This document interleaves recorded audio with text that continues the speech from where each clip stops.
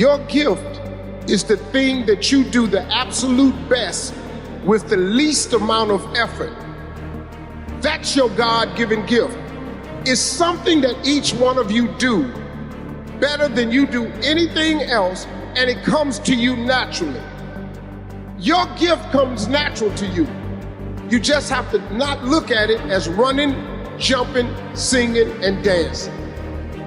If you fry chicken better than everybody else, then guess what? You should be somewhere frying chicken. But you can make a lot of money frying chicken now. See, Colonel Sanders, I don't know if you know his story. Colonel Sanders had a chicken recipe that he had been trying to get people to buy into for years. 30 years. Get out of here, we don't like that.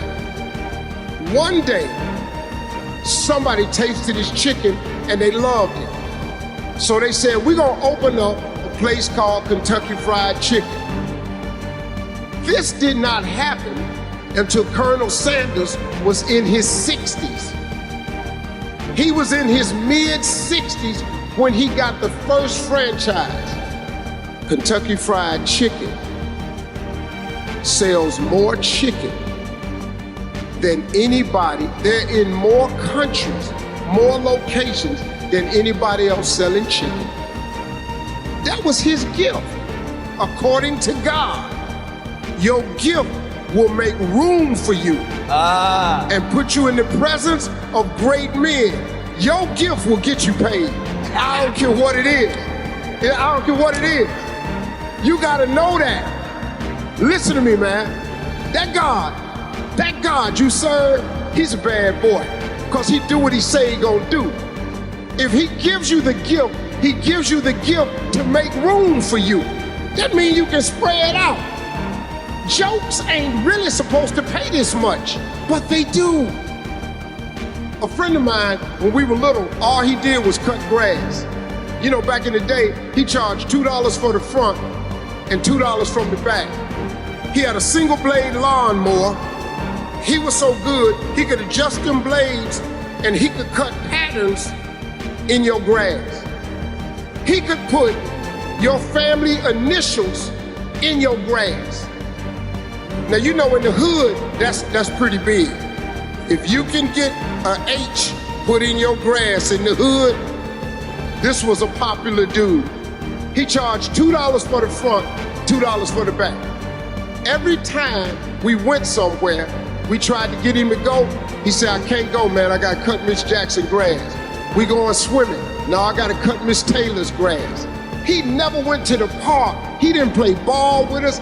He cut grass. Today, in Cleveland, Ohio, he has a landscaping company.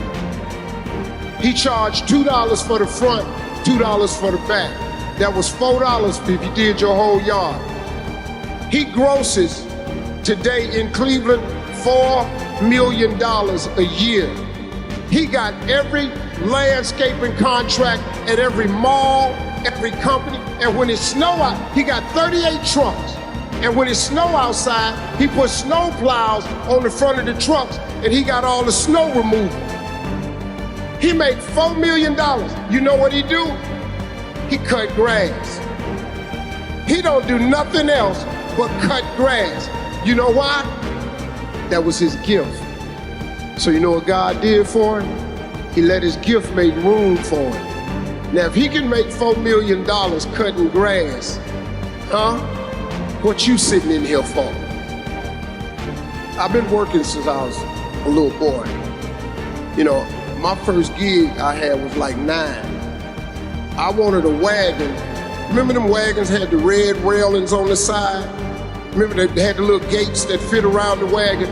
All I wanted was a wagon. I didn't let nobody ride in my wagon. You couldn't play in my wagon. I collected pop bottles in my wagon. My goal was to collect 50 pop bottles with a 2-cent return before lunch every day, and I needed $1 worth of pop bottles so I could make, $2 a day. I just need $1, $2 a day.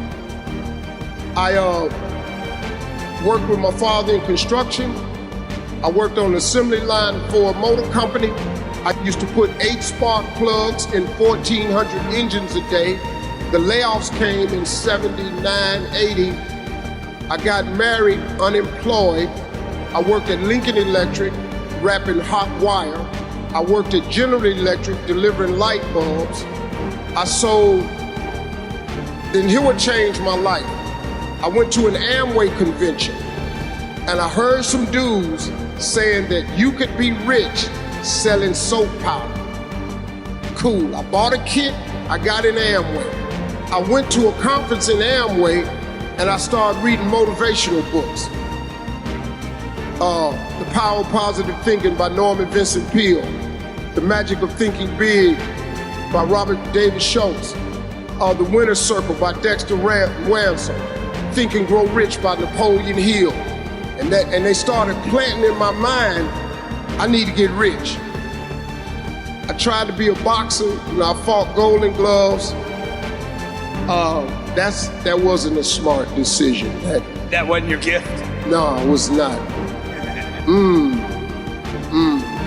This Puerto Rican dude beat my ass so bad one day. Have you ever thanked God for an ass whooping before? He beat me so bad that I actually thanked the Lord for that, because it let me know that boxing is not what I do. That actually saved my life. This boy beat me, man. So I got out of that, and then one night, I used to write jokes for this comedian for $5 a joke. I didn't know what he was doing with them, but he was taking them and using them. So every time he wanted a joke, he came to me because I was always really funny. So one day, I'm writing some jokes for him, and this girl is sitting there named Gladys Jacobs. And she said, "You the guy that writes all the jokes for AJ Jamal?" I said, "I don't know if I write all of them." She said, "That's funny. Why don't you do them yourself?" I said, "Do jokes where?" She said, "At a comedy club." I said, "What's a comedy club?" Now I'm 27 years old. I'd never been to a comedy club in my life. She said, "Next Tuesday, I'm gonna pick you up. I'm gonna take you to Hilarity's Comedy Club. I want you to see what they do. Sign up for next week, and I want you to go on stage." I said, "Okay, cool." She picked me up, drove me down to the gig. So I signed up for next week. So I'm sitting there, and these comedians are going on stage, and I'm fascinated, man. I'm looking at these dudes, and I wasn't laughing at nothing, because I already knew what they was gonna say. And I knew what they should have said. See, my gift was in me, man. And it was just this one day, October 8th, 1985. I walked in that club, man, and they had 10 people go up. After the 9th guy, they said, "We're looking for Randy Schumer." And nobody came. He said, "Well, I guess he's not here. We're gonna go to next week's list. Y'all give it up for Steve Harvey." Now I'm sitting there, and I told the girl I was with, I said, "It's a dude in here, got the same name I got." She said, "You a stupid son of a bitch." She said, "That's you." So he said, "Steve Harvey, come on up." The dude had went to the list from last week. I run up, I'm on stage. I don't know what to do. So the first thing I said was, "Hey y'all, I appreciate y'all clapping for me, but I ain't supposed to be here. I'm on the show next week." They started laughing. So I did this boxing joke. I did another joke. The audience is rolling. The club owner comes to the foot of the stage and he goes, now I ain't never been in show business. This means cut. I thought he meant you killing them. So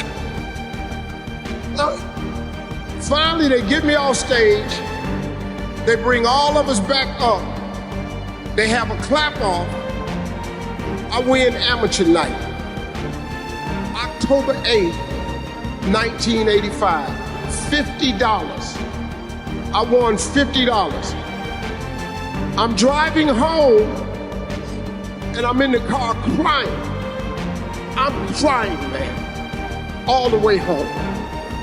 She says, D, what you crying for? It ain't but $50. I said, no, you don't understand. I was born tonight. She said, what you mean? I said, this what I'm gonna do the rest of my life. She said, how you gonna do that? I said, this my gift. I've been asking God my whole life, just show me what my gift is. I said, he just showed it to me. I went to work the next day, October 9th, 1985, and quit my job. I have done nothing since October 9th to this day right here but tell jokes. I've never done nothing else. I was committed. I was relentless. You couldn't stop me. I have found my gift. God has showed it to me. That day changed my life. When I quit my job, I got relentless, man.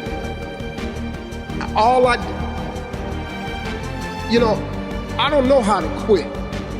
I don't know how to give up. Because ain't nothing in it for you if you give up.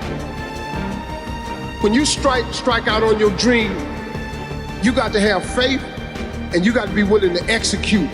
But to execute, you got to get real doggish now, because life gonna get funky sometime. And when life get funky, you gotta bite back. You gotta develop some dog in you. Now, if you ain't gonna have no dog in you, you ain't gonna make it. I'm sorry. If you're not gonna be relentless, you're not gonna make it. If you wanna be successful, every successful person I know has jumped. If you don't jump, if you ain't willing to jump, you ain't finna be nothing. Now, if you wanna be ordinary, ain't nothing wrong with it. When it get hard for you, and it sure is, when you feel like giving up, and nowadays you will, and when you got no answers, and you get in this moment where you're confused and you're thinking about turning back, don't forget to pray. Don't be ashamed to pray. And don't ever be too proud to pray, because prayer changes things. Prayer changes people too. Thank y'all for having me.